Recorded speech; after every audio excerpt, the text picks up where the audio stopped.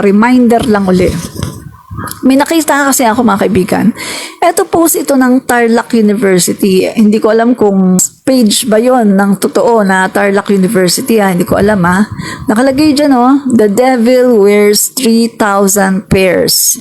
Shoes yan At ayan caricature, di ba? Si FL Imelda Romualdez Marcos. So mga kaibigan, alam naman natin, di ba, na ang 3,000 pairs na sapatos ni FL Imelda Marcos ay mostly bigay po sa kanya ng Marikina, no? Ng Marikina Shoemaker. Ano po sabi ni Maridet Fernando, yung dating mayor ng Marikina?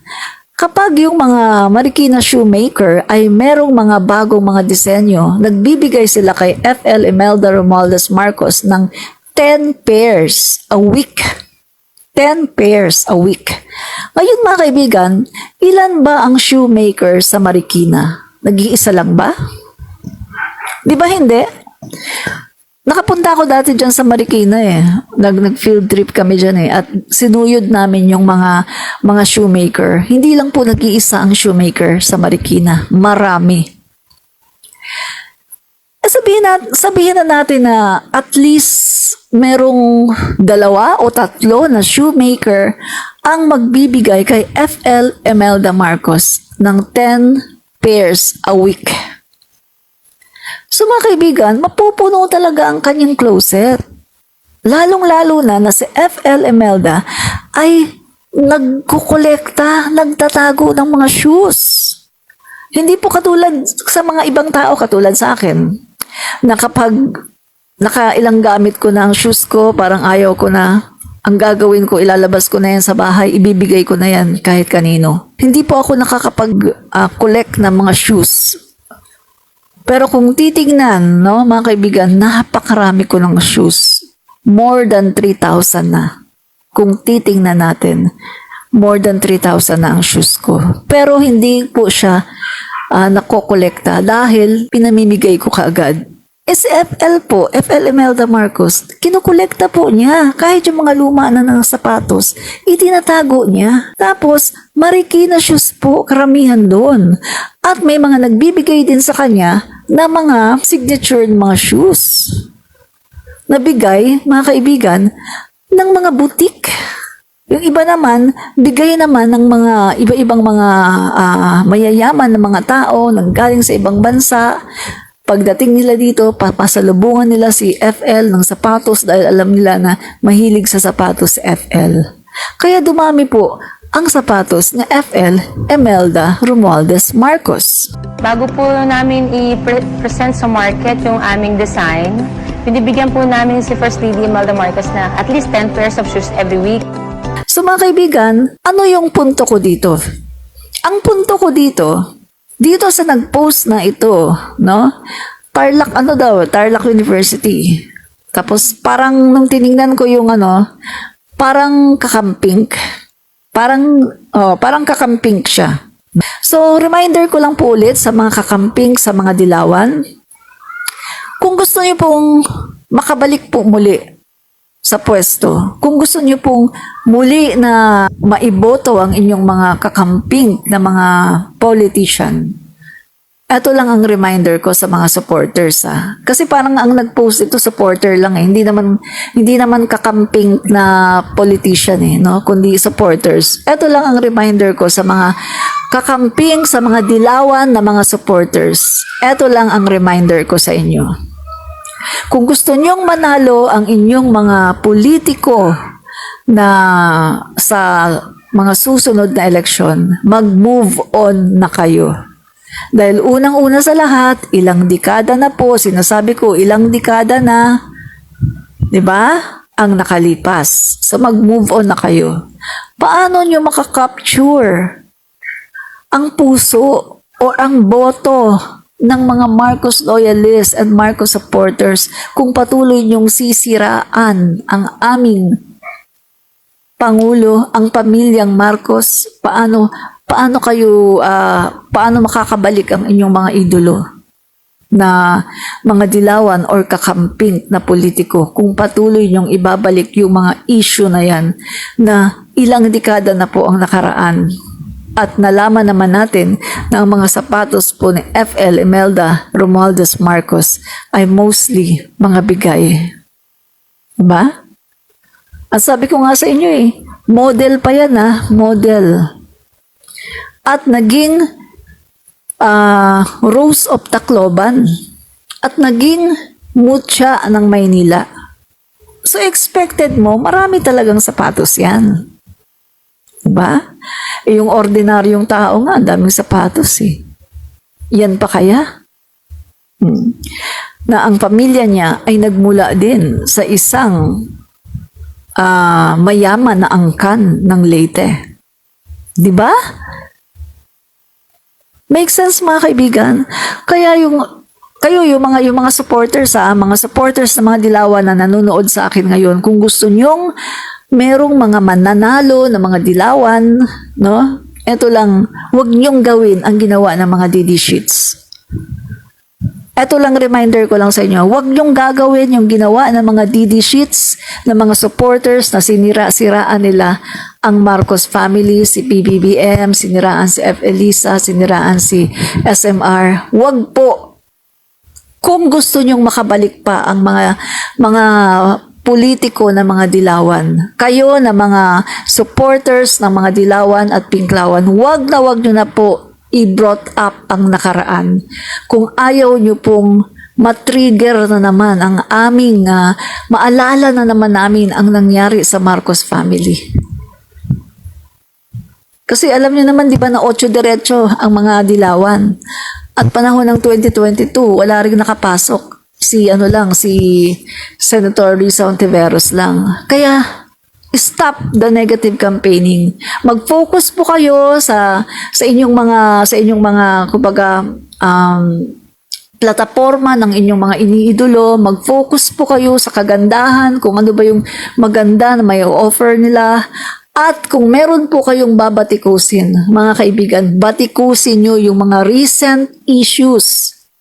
Katulad na lang ng extrajudicial killings ni Duterte. Dahil yan po ay bago. Bago lang yan So yan ang batikusin nyo. Yung mga issue na mga bago. Extrajudicial killings. Yung mga katiwalian ng Duterte administration, yan ang batikusin nyo kasi yan ang bago Kay PBBM, 2 taon pa lang siya So wala pa kayo masyadong dyan, huwag nyo munang babatikusin kasi 2 taon pa yan. No? So dyan po kayo mag-focus. Tigilan nyo na ang mga negative campaigning nyo about the Marcos family dahil dekada-dekada na yan at maraming napatunayan na wala naman pong mga ebidensya. Ilang dilawang pangulo na ang nagdaan na kung titingnan natin, mga kaibigan, dapat tapos na kayo. Nagawa nyo na sana lahat ng gusto nyong gawin sa Marcos family. Kasi tapos na Ito, nakabalik na nga ang isang Marcos, di ba? Kaya yun ang ko sa inyo payo ko sa inyo. Kung gusto nyo na makabalik ang mga dilawan na mga politiko, kayo na mga supporters ng mga dilawan, tama na ang mga ginagawa nyo na negative campaigning na paninira sa Marcoses kasi baka matrigger na naman kami ulit ng mga Marcos loyalists and supporters at hindi na naman namin iboto ang inyong mga idolo. Sabi ko nga sa inyo, ako Marcos supporter pero ready na ako bumoto ng isang dilawan basta ang dilawan na yun ay hindi toxic. Yung bang dilawan na naka-move on sa past, yun bang dilawan na hindi yung maya-maya, ay martial law, ay gotten wealth, hello, kapag ganyan po, X na yan. No way. Kasi bakit kami boboto sa mga politiko na hanggang ngayon binobrought up pa ang martial law na dekada-dekada na ang naglaan?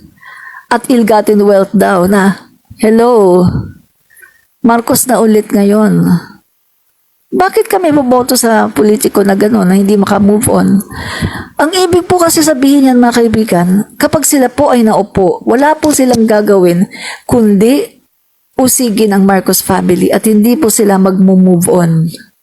Ang ibig po sabihin yan para sa amin ay kapag sila po ay napaupo sa pwesto, ang magiging tema po ng kanilang gobyerno ay usigin ang Marcos family at makakalimutan nila kung paano palaguin ang ekonomiya ng Pilipinas.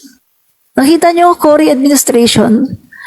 Ano ba yung administrasyon ni Cory? Ang administrasyon po ni Cory nakafocus, nakasenter sa pag-uusig sa Marcos family. Para sa akin kasi, maganda din kasi na merong opposition. Kaya kukuha din po ako talaga ng opposition. Pero gusto ko po isang opposition na hindi manggagaling sa mga DDS. Kundi isang opposition na manggagaling po sa Liberal Party para meron din pong oposisyon. Pero hindi ko iboboto yung mga maka-Duterte. Kasi kita niyo naman ay mga maka-Duterte. Hindi po nila pinapakialaman yung mga issue ng West Philippine Sea. Minsan nakikiride on lang po sila. Pero yung stand po nila sa West Philippine Sea ay katulad po ng stand ng mga Duterte. Minsan nakikiride on lang sila para sabihin na ay pinaglalaban ng West Philippine Sea para po sila iboto ng taong bayan. Pero ang totoo, mga kaibigan, kung ano yung stand ng Duterte, doon po sila. Kumbaga, nagpapakatuta po sila kay Duterte. No? So ayoko po ng ganun, no? Hindi ko po iboboto yung mga ganong senatorial Ronald Ibanez, mali ang mga pinagsasabi nyo. Intindihin nyo munang mabuti bago magsalita. Ano bang mali, Ronaldo Ibanez? Ano ang mali sa sinasabi ko? Sabihin mo nga sa akin, anong mali para masabi ko sa iyo kung ano ba. Baka malay mo, mali nga talaga yung sinasabi ko. Paki-comment mo nga dyan, ano yung mali sa sinasabi ko. Comment mo. Mga kaibigan, ito masasabi ko ito ang hindi maganda sa mga DD sheets, no? Pag nagpo-post ako ng video sa TikTok, sa YouTube, o kahit dito sa Facebook, sasabihin nila, fake news ka! Mali sinasabi mo, fake news ka! Pag tinatanong ko naman sila, mga kaibigan, okay, mali ba? Nasaan ang mali dyan? Pwede bang pakisabi mo, pakicomment mo nga, nasaan ang mali? Para makita ko kung mali nga ba talaga yung sinasabi ko. Mga kaibigan, kapag gano'n ang sinasabi ko, wala po silang sagot. Hindi po nila masagot yung sinasabi ko, yung tanong ko, hindi po nila masagot. Anong ibig ko sabihin dito? Mga guys, hindi nyo pwedeng sabihin sa isang tao na commentator na, uy, mali yung sinasabi mo. Pagkatapos hanggang ganun lang, wala ka man lang patunay, wala ka man lang explanation kung bakit sinasabi mong mali ako. Pag sinabi mong mali ako, dapat ilagay mo dyan, bakit ako mali? Ilagay mo dyan sa comment section kung bakit mali. Kaso hindi Pag tinatanong ko na sila, bakit ako mali? Saang banda? Wala na silang may sagot. Kasi nga, alam nila na tama ako. Ayaw lang nilang tanggapin na tama ang sinasabi ko dahil nasasaktan sila. 'Di ba? Yun lang yun, mga kaibigan. Nasasaktan sila kaya ayaw nilang tanggapin ang sinasabi ko at ang kaya lang nilang sabihin ay mali daw ako at fake news daw ako. 'Di ba? Wala yan. Pag nagsalita ka na, fake news ka, mali ka, sabihin mo kung bakit. Hindi pwedeng sasabihin mo lang na mali ka pagkatapos wala ka namang reasoning. Diba? Diyos ko, yung mga artista nga nilampasan pa yata ang mga shoes na collection nila, yung 20 years pa as First Lady, bukod pa sa bigay. Correct po. Artista nga, diba? Ang mga artista. Isang isang room, puro sapatos, mahigit pa sa 3,000. Sa isang araw, ilang beses magpalit ng shoes? 4, 5 beses magpalit ng shoes. Iyan pa kaya? Naging beauty queen. Tignan niyo, naging beauty queen siya. Rose of Tacloban. Sumali sa Binibining Pilipinas, naging mutya ng Maynila. 'Di ba? Pagkatapos, naging First Lady for 20 years. Oh, ano pang expect mo? Siyempre, marami talaga yung sapatos. Lalong-lalo na yung mga sapatos niya ay kanyang kinukolek. Ako, bakit hindi ko nakikita na napakarami kong shoes? Kasi pinamimigay ko kaagad eh. Kapag medyo ayoko kasi siyang itinatago. Kasi unang-una sa lahat, wala naman akong malaking taguan. Oh. Ayoko namang iipisin lang siya, maano lang yan, mas maganda pang pakinabangan, di ba, ng iba. So, ginagawa ko, pag ayoko na sa sapatos ko, bigay no kaagad. Minsan nga isa, 2 gamit lang, binibigay ko na, ayoko na kaagad. Di ba? Kaya hindi ko nakikita yung mga sapatos ko na, ay, ang dami-dami, kasi binibigay ko kaagad.